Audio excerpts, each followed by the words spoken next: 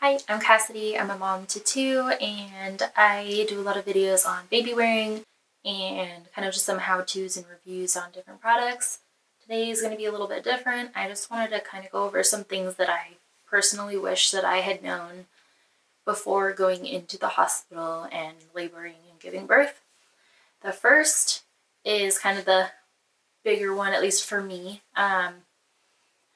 When I went in, I'd been told by basically everyone that the second you hold your baby after you gave birth, it's all worth it. You just get this rush of feelings, and it's just a really magical moment, and you are going to just have all of these incredible feelings, and like the whole birth and labor will just gone out of your mind. And I do think that's true for a lot of people. I think that moment that many people hold their baby for the first time is just a really incredible moment. And that's what I expected to happen, and it didn't for me. The first time I held my baby, I was a little bit like, what is this? And I was very familiar with kids and babies, and I'd worked with kids a lot. I'd worked around babies a lot. I always wanted to have kids, but for me, I don't know if it's because my birth was a little more traumatic for me, but that second I held my first baby the first time, I didn't feel anything positive. I was in shock, and it felt really, I don't know if disappointing is the right word, but I felt like something was wrong with me. I wasn't going to love my baby, that I was broken, I felt betrayed by this idea that I was going to hold my baby, and all of the pain and torture that had happened with the whole birthing process, I thought that was just gonna magically whisk away, and when it didn't, and I was left holding this new baby that I didn't yet know, I felt betrayed. I felt angry. So for anyone going into the hospital, I would want you to know that, or I would have wanted to know that just because you have those feelings, if you do, doesn't mean that you're not going to grow to have a super incredible bond with your baby, and it might not take very long. It might literally be hours, or in my case, it was more days to weeks. And of course that bond grew and grew and grew. But yeah, it was a little bit troubling for me, and it definitely led to what I think was some kind of postpartum depression, anxiety type issues. I felt like the whole birth was wrong, and it made me really angry looking back on at the time. And I mean, even now sometimes I'm working on getting through that, but there's still some anger and some fear regarding the whole birthing process. But I have had a second baby, and that one did go better. These are things that I would have wanted to know going into the first. That was the first thing. The second thing was that you have options. If you can see, this is just a little chart my doula put together. And so like during labor, I specified I did not want any medication. I did not want an IV. I wanted to be able to move freely, and I wanted the lights dimmed and no episiotomy. Now, of course, all of these things are subject to change. If I needed an emergency C-section, or if things were happening out of my control, like I wasn't going to refuse care if it meant the health of my baby or me, but I didn't want these if I didn't need them. I didn't want them coming and asking like every 5 minutes, oh, do you want your epidural? Do you want your epidural? Do you want an epidural? Like, I wanted to be the one to say, hey, I'm ready now. If I want this, I want it now. Which I don't know how realistic that is right now, but I didn't want that option to be constantly given to me over and over and over. Because when you're giving birth, at least for me, my mind was elsewhere. I mean, it was a pain unlike anything I can even imagine. And yeah, I mean, I was in shock, and having someone constantly come in and be like, hey, you ready for an epidural? Do you want an epidural? Do you want this? Do you want to try that? It's like, I don't need all those questions. And if I want something, I will ask for it. So just leave me alone. But that was for me. And then I had some things after the delivery, like I wanted the immediate skin to skin. I preferred delayed cord clamping. My partner and I both wanted him to be able to cut the cord, and then I wanted to work on breastfeeding as soon as possible. We chose, because I had no health issues that would have risked my baby, we chose to do no eye ointment. That was with my second. I did not have a doula with my first, and I did with my second, so I knew about these options. I knew what my options were, and I had a doula who was there to keep everyone kind of, I don't know, in line is right, but, keep them aware of what we wanted and ensuring that as long as it was what was safest for our baby and for us, that it could actually, happen for us. And then I also requested no baby bath and no formula. So the baby bath with my first, I really wish that we'd had a doula and she'd come into the room and just said no.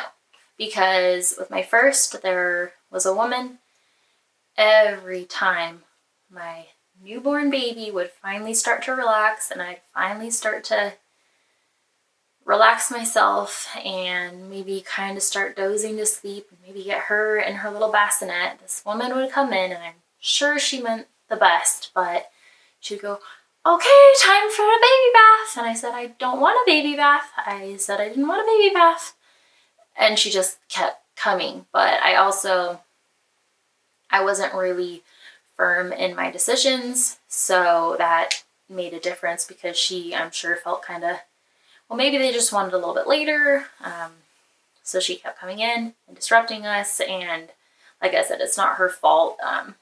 But had I known that that was even going to happen, I probably would have had a thing on the door like we did with the doula that said, these are some of the things we would like to avoid. And also, after you've had birth, it's kind of nice to not have someone coming in every chance that they need to. I mean, they're going to be coming in a lot regardless, so if you can decrease the number of times, I found that helpful. Some other things that I wanted to mention with knowing my options were birthing positions. When I went in with my first, I was not aware of different birthing positions and options. I gave birth in the standard on your back, legs in the stirrups, and it wasn't the best option for me. It wasn't. So also what goes on in your baby, there are certain things that they're going to ask you your consent for, but then there are other things that maybe they did ask consent, but I was in shock and I didn't know these things were coming up, so they just kind of did it, and maybe I signed a paper, I don't know. I was in shock. I don't remember agreeing to certain things, but they happened. So one of those was the antibiotic eye ointment, which I would have preferred not to. There was no medical reason to give my baby the eye ointment. I do think it is necessary in certain circumstances, but it wasn't for ours. And then also kind of what your pain management options are. I mean, there's the epidural, which everyone knows about, but there are also some other, things they can do through an IV, or maybe there are other options. But it was just one of those things that I didn't really go in knowing my options. I knew there was an epidural and not having an epidural. I didn't know there was any in between. Oh, and there's like the gas and all those things. So I would have liked to go in knowing more about that. And some of the things that you can do to get to know your options are taking classes, talking to, hiring a doula who will go over everything with you, and then, set up a guideline of all of the things that you would like. So that can be important. Something else that I wish I had known is that you can say no. I did not, maybe I don't know if I didn't know that, but it wasn't really in my mind that you can just say no. So with the birthing on my back, It wasn't a comfortable position for me. It wasn't when I tried moving my position a little bit and they kind of kept just going on your back. Or when I walked into the room, this was my first baby, they had a resident delivering my baby. What I didn't know at the time is your chances of a 4th degree or severe laceration are increased with a resident. They also, just a lot of things that I personally would have said no to a resident for my first baby. I had I don't know if resident is the right term, but with my midwife the second time, it was kind of a midwife in training who did deliver my second baby, and she was great. But with my first, I didn't know what was going on. The resident didn't know what was going on, and I ended up having a really bad experience, which is not all due to her, but I don't think it helped the situation. I remember while I was pushing, baby was actually crowned, I would look down at the resident, look through my legs at the resident, and she just looked super uncertain. She kept looking over at the OB who was sitting there, and just, it did not give me any confidence in the situation and her handling of it, and it made me even more anxious and worried and scared. So I wish for me that I had not had a resident for my first baby, and I wish that I would have known that I can say no. So yeah, there were several things that just say no. You can say no. Most of the time, for me, I'm not going to do something that's going to risk my baby's life, but you can say no. So, and along with those, you can say no, all your options, you should have a general plan, but be aware that those things might change. You might plan to go in and labor completely naturally, not have an epidural, no C-section, etc.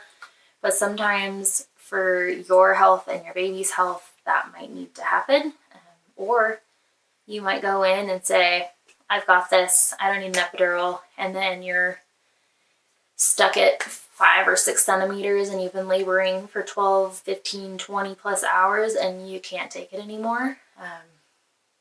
And you might, there's nothing wrong with, changing your plans. You don't have to stay crazy strict on your plan that you have in your head, and just be aware that it could change and kind of have your plan, but be ready for change and accept that there's going to likely be some changes. So that's just life. That is definitely getting you prepared for having kids. And then kind of lastly was just having my partner prepared. I don't think that we prepared him enough. I mean, we had his hospital bag and we talked about certain things, but he didn't really know what to do for me, what I needed or what he needed even. With our first, I felt like he was kind of, pushed off to the side, and he just stood there and, he wanted to be involved, but he didn't know what to do. I mean, there was no set plan or purpose for him.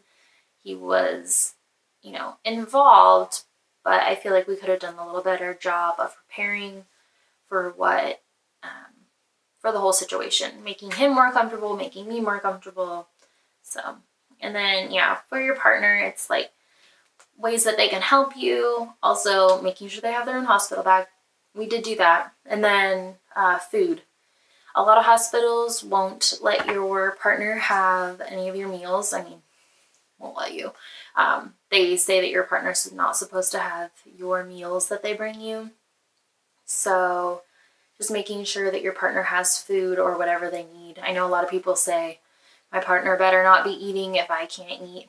For me, when I was laboring, I was gone. I could have cared less if he was having everything that I had ever wanted in one meal. My brain was gone. So that was the last thought on my mind. I would have rather that he be comfortable and also have the energy to do everything that I wanted him to be able to do, to be able to take care of our baby after. So yeah, I hope that wasn't just a super long ramble and actually helped somebody, but those are just some of the things that I wish that I had known before I went into the hospital the first time. If you want to see more content like this, you can like, subscribe, and let me know in a comment what were some things that you wish that you had known going into the hospital and just the whole labor and birth process. And did you have a really positive birth experience? Did everything go according to the schedule that you thought it would? Or not schedule, but sorry, the plan? Or did you kind of feel like you missed certain things? And yeah, but yeah, let me know. I love to hear in the comments. And again, like and subscribe if you're interested in more of this kind of stuff, or if you're into baby wearing, how-tos, reviews, etc. Thank you. See you next time.